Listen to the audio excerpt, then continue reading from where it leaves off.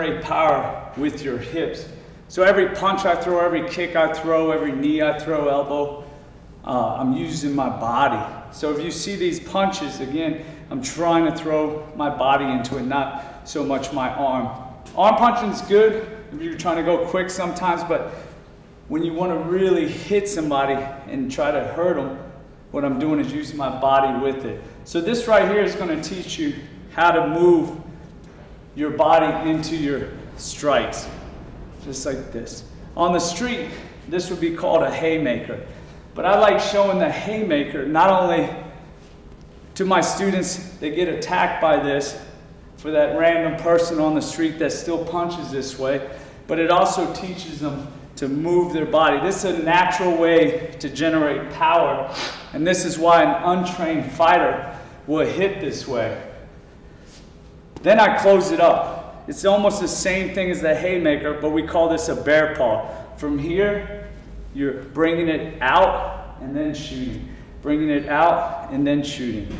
Out and then shooting. This can be delivered from here, here, here, or right from your stance, here, here, or after a combination when somebody's trying to move away. So these long range bear paws are good to just play with. We're going to bring Mike back out and I'll show a little bit of how to use it for the focus mitts.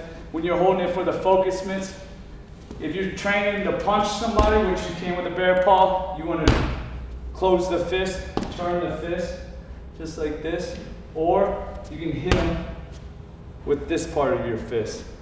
The palm strike still hurts, almost like slapping. If you've ever been slapped before, you know the pressure, but it's a little bit more because you're not doing it from here. You're doing it from here. From here. For the right one, hit. Hit. And then for both of them, and you're just generating the power.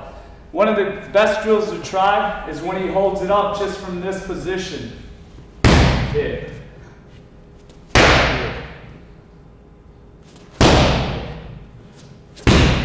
And this goes into my sucker punch theory. You can deliver this from just smiling at somebody. Hey, I don't want to fight you. I don't want to fight you. Boom. Come back with something else. But it's a great strike to deliver, and it keeps somebody at ease even at the moment of impact. You're smiling. Boom. Okay? So a lot of times in a confrontation, we'll talk a little bit about that. We want to keep the person at ease until we're ready to strike.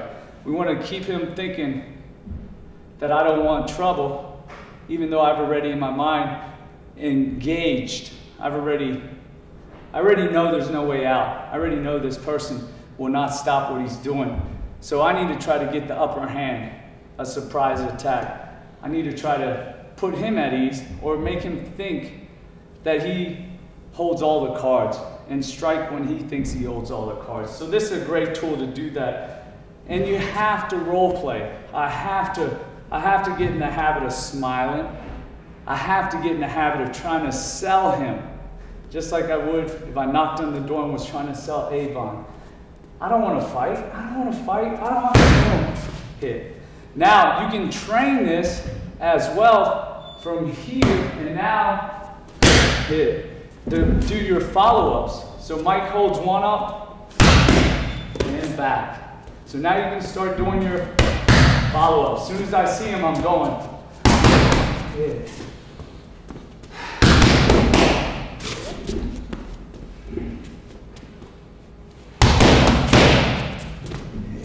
So you can get creative with the drills with your partner and start training that reaction. That reaction, you see it, go. Keep them at ease, go. Remember, this one right here would be your lead hand. Lead hand, this one would be rear hand, two of them. Both. And now you have 1, 2. And you can make a drill out of it. I'm not sure what Mike's going to hold up.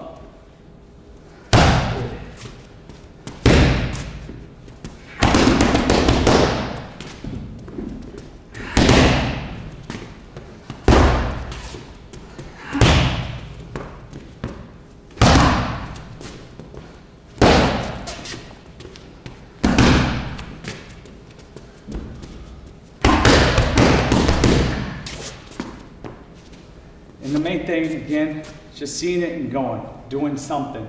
Don't ever have that deer in the headlight freeze. No, you're just training your body to react, natural strikes, and go.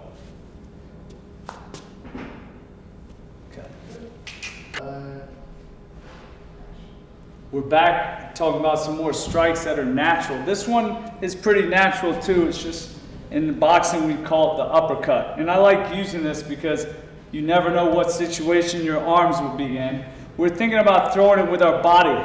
In actual Muay Thai boxing, we try to keep good form. Always trying to keep good form. Same thing here, but again, you never know where your hands are going to be. So what I want you to do when you're shadow boxing this is put your hands down. Anytime you feel threatened, even if you're talking and smiling and trying to put the person at ease, my head's already down. So if I feel uncertain about a situation, I feel threatened in any way, I'm walking into a foreign environment, I'm already at this position here like I got a neck ache. Because immediately, if I'm getting attacked or strike from anywhere, my shoulders can come up, my head can go down, and I'm still protecting myself here. So, the strikes that I want you to try here are uppercuts, but you want to throw them with your body.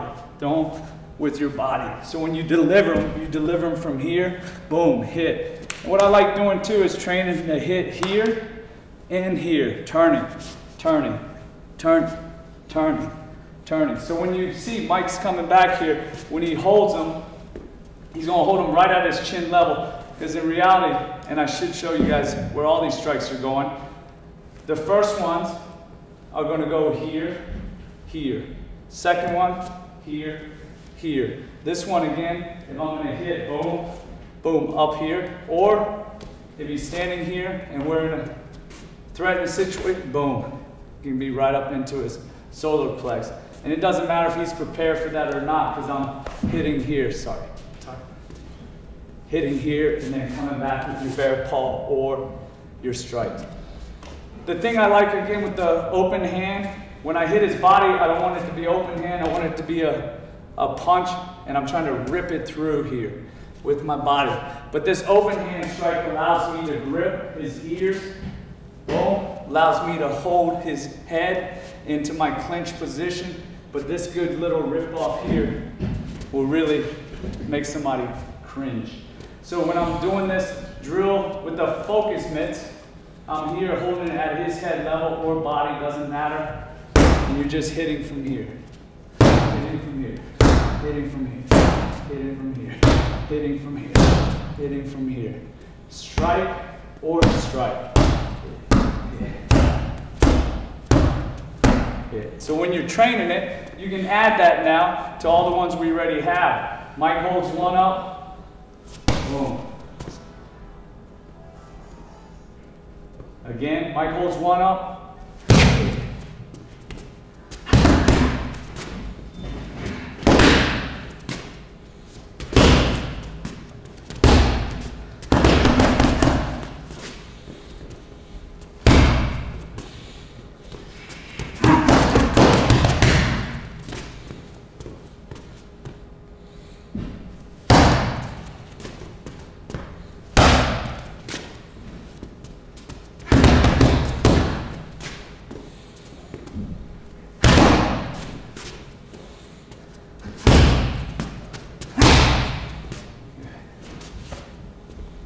Good?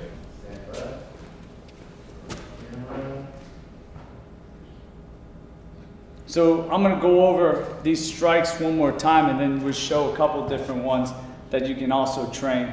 You can add in your arsenal from whatever position you're standing. So this next one, Mike's going to come out. I'm just going to demonstrate without the focus mitts, and you guys can edit that in or out, however you want to do that. Is that okay to talk about that right now?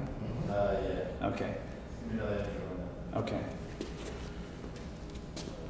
Because the last part I talked about when I was grabbing his ear, I don't know if you want to edit that in or out. Now, I'm going to talk about the same thing again, because I should have added that last time. What I'm going to show right now is how to use these strikes on your partner, not just the pads. And we can get a little bit more violent on the pads when you're training your mindset. So my partner's going to stand here and I want to show you basically these strikes that we were working on earlier. The first strike was just your lead hand. And I was talking about not punching, but you can always punch. That's your natural tendency. You've been doing karate, Shotokan, Taekwondo. You always make a fist when you punch. That's fine. For me, I like keeping it open because again, you can do eye jab here or eye jab, or when I'm punching or palming, I can also rake it down, rake it down, rake it down. So you're scratching and palming as you're pulling back. Hit, hit. Okay, so these things are very detrimental visually and to their senses. Not only are they getting struck, they also are feeling something on the way out. So this is why I like striking this way with the hand. But if you do the fist, that's fine too. Jab, cross. When I rake, sometimes the rake will go up, sometimes the rake will go down. If I want it to go up, this generally means I'm closing the distance to hurt the person. Or sometimes I rake just to let them know that, hey, I don't want any more trouble. That right there can diffuse the situation. The rake isn't going to put their eyes out. It isn't going to scratch them so they can't see or make them blind. What it will do is water their eyes.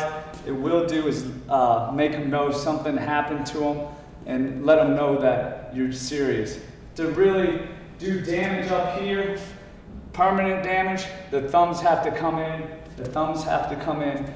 This is one of the strongest digits, and that really has to go into his eye to really do permanent damage. These fingers here, yeah, maybe, probably not. You have a natural defensive mechanism just by closing your eyes tight. Very hard for me to engage it without the thumb. So if you really want to hurt the person, you're in danger for your life, that's what you have to do. Use your thumb to stick it in. Thumb, thumb. That will definitely permanently harm the person for life. These strikes here, when I'm doing these, same thing, open-handed. If you're generally training boxing, Thai boxing, you like to use the fist, don't do it this way, you'll break your wrist. Do it this way, here, here, here. Close your fist, hit just on the side. This way is too long, you'll break your wrist. So I like keeping it open and holding it just like this so it clasps. This can go right to his side of his jaw, or even better, bow, to his ear. So this strike here to the ear. And the second thing keeping it open allows me to do is grip, boom, for the rake. Okay, so you have these open. Now the uppercut that we were doing earlier, close your fist for this. Hit or hit. And again, we were talking about coming up on the inside of his solar plex as well. Hit, hit, hit. So these are the strikes in general that we're going to work on and develop into being your first tools of the upper body strikes. Okay.